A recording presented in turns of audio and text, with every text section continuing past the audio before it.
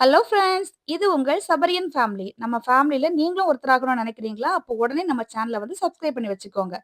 இன்னைக்கு நம்ம விநாயகர் சதுர்த்தி ஸ்பெஷல் பூரண கொழுக்கட்டை எப்படி செய்யலாம்னு தான் பார்க்க போறோம். ரொம்ப சிம்பிளான ரெசிபி. இந்த பூரணம் செய்றது மட்டும் தான் கொஞ்சம்.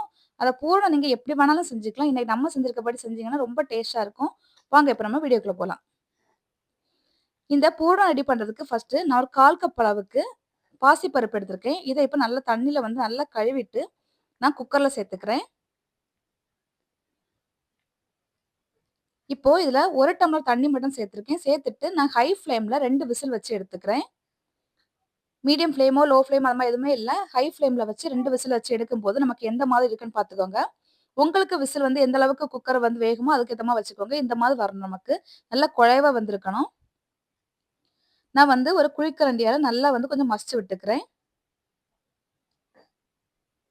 இது வந்து நமக்கு பூரணம் ரெடி பண்றதுக்கு ஒரு பொருள் இது. அடுத்தது நம்ம பூரணம் ரெடி பண்றதுக்கு ஒரு அடிகனம் உள்ள ஒரு பாத்திரத்த வந்து அடுப்புல வச்சிடலாம். இப்போ இது நல்லா காஞ்சதுக்கு அப்புறமா 1 டேபிள் ஸ்பூன் அளவுக்கு நான் நெய் சேர்த்துக்கிறேன். நெய்யோ நீங்க ஆயில் எது வேணாலும் சேர்த்துக்கலாம். நெய் நல்லா மெல்ட் ஆனதுக்கு அப்புறமா நான் ஒரு 10 போல முந்திரி பருப்பு எடுத்து குட்டி குட்டியா கட் பண்ணி சேர்த்துக்கிறேன். இது வந்து ஆப்ஷனல் தான். நீங்க வேணும்னா சேர்த்துக்கோங்க, இல்லன்னா விட்டுருங்க.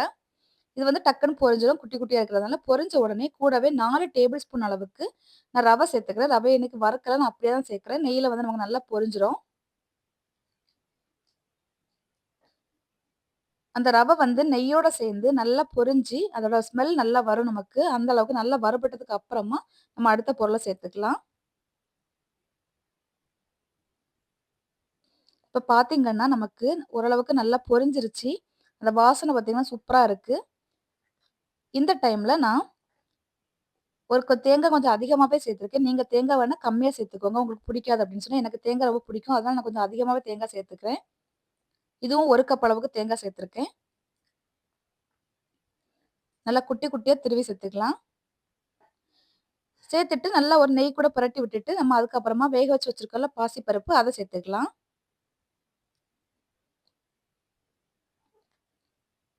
ஒரு 2 மினிட்ஸ் மட்டும் அந்த நெய்யில தேங்காவ வறுத்தா போதும். அதுக்கப்புறமா நம்ம வேக வச்சு வச்சிருக்கக்கூடிய பாசிப்பருப்பு ஆட் பண்ணிட்டு, நல்லா எல்லாமே மிக்ஸ் ஆகுற மாதிரி நல்லா வந்து கிண்டி விட்டுக்கோங்க. அப்புறமா நம்ம இப்ப 1/4 கப் அளவுக்கு பாசிப்பயிறு எடுத்தோம் இல்லையா? அதுக்கு 1 கப் அளவுக்கு நம்ம நாட்டு சர்க்கரை எடுத்துக்கிறேன். இனிப்பு வந்து இந்த இனிப்பு கொஞ்சம் கரெக்ட்டான ஒரு இனிப்பா இருக்கும். நீங்க இதோட அதிகமா வேணும்னு நெனச்சீங்கன்னா, இதோட கம்மி பண்ண வேண்டாம். அதிகம் வேணும்னு நெனச்சீங்கன்னா, ஒரு 1/4 டம்ளரோ, 1/2 டம்ளரோ வந்து இனிப்பு அதிகமா சேர்த்துக்கலாம். இல்லன்னா இதே அளவுக்கு சேர்த்துக்கோங்க. நான் வந்து 1 டம்ளர் அளவுக்கு நாட்டு சர்க்கரை ஆட் பண்ணிக்கிறேன். ஆட் பண்ணிட்டு, இப்ப இது எல்லாத்தையுமே நல்லா மிக்ஸ் பண்ணிக்கோங்க. நமக்கு நாட்டு சர்க்கரை சேர்த்த உடனே இன்னும் கொஞ்சம் இளகி வரும் நமக்கு. லிக்விட் கன்சிஸ்டன்சிக்கு வரும் நமக்கு. நமக்கு அந்த லிக்விட் கன்சிஸ்டன்சி மாறுற அளவு வரைக்கும் நம்ம வந்து நல்லா வேக வச்சுக்கணும். வேக வைக்கணும்னு இல்ல, தண்ணி வந்து நமக்கு வத்தணும் அதுக்காக தான். நமக்கு ஆல்ரெடி வந்து பாசிப்பயிறு எல்லாமே வெந்தது தான். ஸோ ரொம்ப வந்து வே வேலை கிடையாது. பட் அந்த தண்ணி மட்டும் வத்துற அளவுக்கு நல்லா கிண்டி விட்டுக்கோங்க. அடி பிடிச்சிரும். அதனால கிண்டி விட்டுட்டே இருக்கணும். சைட் பை சைடா நான் வந்து பச்சரிசி மாவு வந்து நமக்கு உருண்டை பிடிக்கிறதுக்கு வேணும் இல்லையா? அதுக்காக தண்ணிய நான் அடுப்புல வச்சுட்டேன். இப்ப பார்த்தீங்கன்னா, கொஞ்சம் அதாவது திக்கான ஒரு கன்சிஸ்டன்சிக்கு வந்துருச்சு. இந்த அளவுக்கு வந்ததுக்கு அப்புறமா, நீங்க அப்படியே வந்து அடுப்ப ஆஃப் பண்ணிருங்க. நமக்கு ஆறும்போது எண்ணெய் வந்து கொஞ்சம் இறுகி கெட்டியாயிரும். அது நமக்கு அந்த உருண்டை புடிச்சு வைக்கிறது கரெக்ட்டா இருக்கும். அதனால இந்த கன்சிஸ்டன்சி வரும்போது இங்க அடுப்ப ஆஃப் பண்ணிக்கோங்க. நம்ம அந்த பச்சரிசி மாவுல சேர்க்கிறதுக்கு தண்ணி வந்து நல்லா கொதிக்கணும். கொதிச்ச தண்ணியா இருந்தா மட்டும் தான் நமக்கு நல்லா வந்து மாவு வெந்து கிடைக்கும் நமக்கு.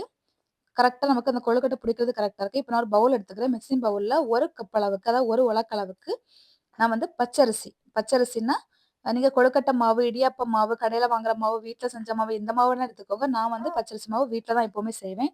இப்போ இந்த மாவுக்கு தேவையான அளவுக்கு கொஞ்சமா உப்பு ஆட் பண்ணிக்கலாம். உங்களுக்கு தேவைப்பட்ட அளவுக்கு உப்பு ஆட் பண்ணிக்கோங்க. ஆட் பண்ணிட்டு நல்லா மாவு கூட மிக்ஸ் பண்ணி விட்டுட்டு, இப்ப அந்த கொதிக்கிற தண்ணி இருக்கு தெரியுமா? அத வந்து கொஞ்சம் கொஞ்சமா ஊத்தி ஊத்தி மாவு வந்து கை விட்டு கிளற முடியாது. ஏன்னா தண்ணி வந்து கொதிக்கிற தண்ணியா இருக்கிறதுனால, ஒரு கரண்டி வச்சு நல்லா இந்த மாரி கிளறி விட்டுக்கோங்க.